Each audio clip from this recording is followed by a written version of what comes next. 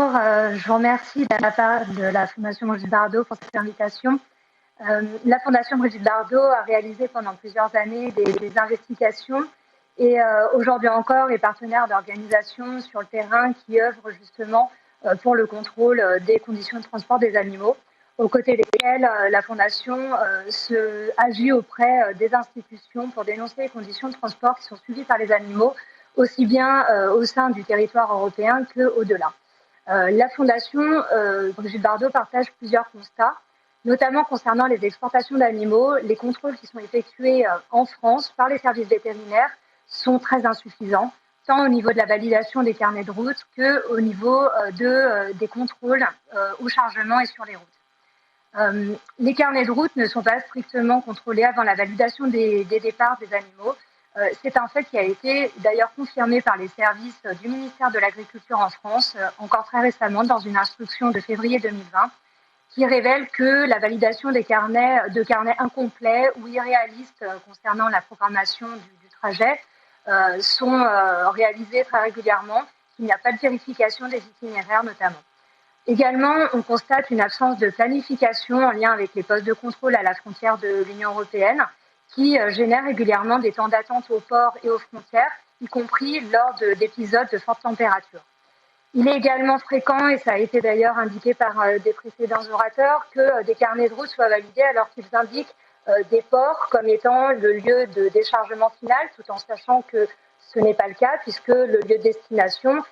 est situé au-delà des mers et que les animaux sont donc embarqués sur des navires et ensuite transportés au sein des pays tiers. Concernant les contrôles qui sont réalisés au point de départ et de sortie,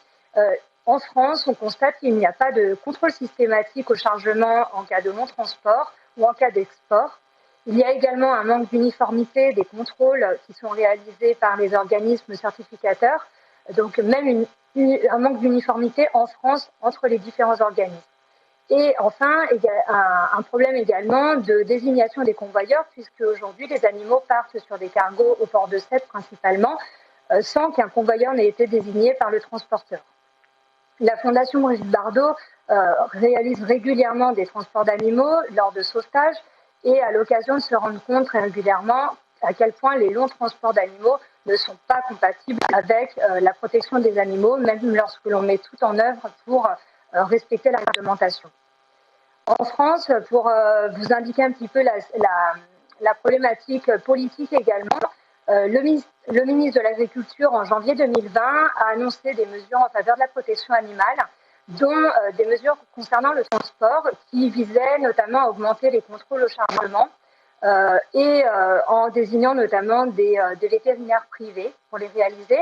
de renforcer également les sanctions, et une mesure était également annoncée en vue d'imposer pour le transport maritime des animaux un registre et des conditions d'enregistrement des températures. Pour l'instant, sur les mesures annoncées, nous n'avons pas d'informations sur la mise en œuvre. Elles auraient dû normalement être opérationnelles en fin d'année 2020 et ce n'est toujours pas le cas. Le ministre de l'Agriculture a été sollicité par les parlementaires français à plusieurs reprises l'été dernier pour justement s'expliquer sur les conditions d'exportation des animaux, notamment par voie maritime.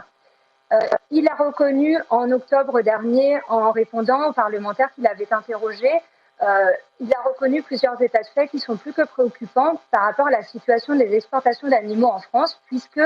le ministre a reconnu qu'en France, que la France ne s'est jamais dotée d'un système d'information et n'a jamais collecté les informations nécessaires qui permettraient, pendant la traversée des animaux, de suivre les conditions de transport et l'état des animaux embarqués au port français et à destination des pays tiers. Par ailleurs, que la France non plus n'a jamais collecté d'informations pour connaître, lors du déchargement des animaux au port, donc dans les pays tiers, leur état, ni n'a même pris le soin de savoir si des contrôles officiels étaient réalisés dans les pays tiers où les animaux étaient déchargés. Un autre état de fait que le ministre a reconnu, c'est qu'il existe actuellement en France une non-conformité des conditions de transport des animaux à la réglementation européenne et que le dispositif national de sanctions n'est actuellement pas à même de réprimer toutes les infractions à la réglementation.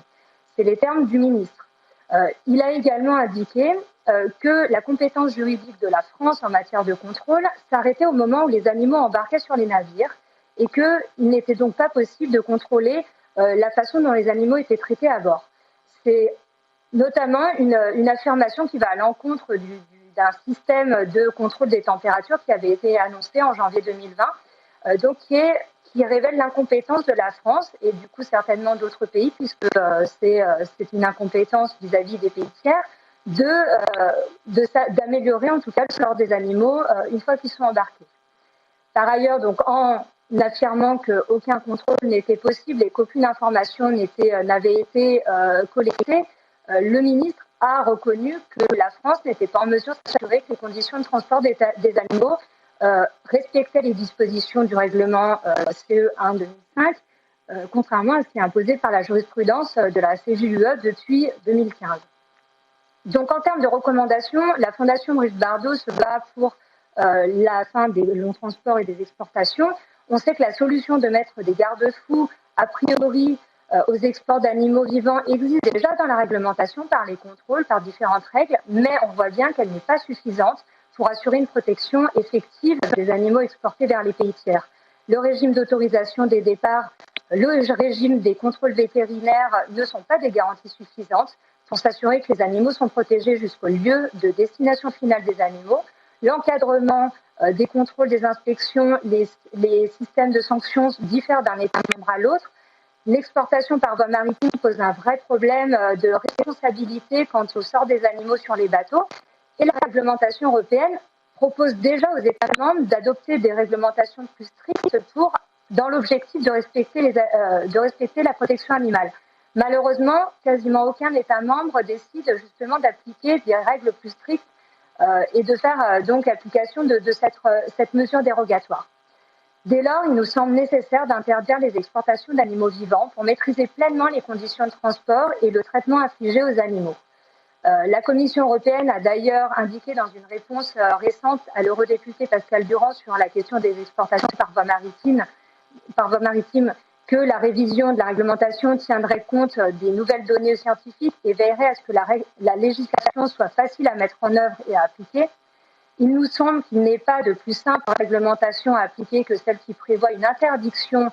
d'une pratique qui soit applicable uniformément à tous les États membres afin d'éviter les divergences d'application et d'interprétation. Et enfin, je terminerai juste en rappelant qu'en termes de souffrance animale, la question de l'exportation est fortement liée à la question des conditions d'abattage dans les pays tiers qui majoritairement pratiquent l'abattage sans étourdissement et ne respectent pas la réglementation standard de l'Union européenne ni les recommandations de l'OIE.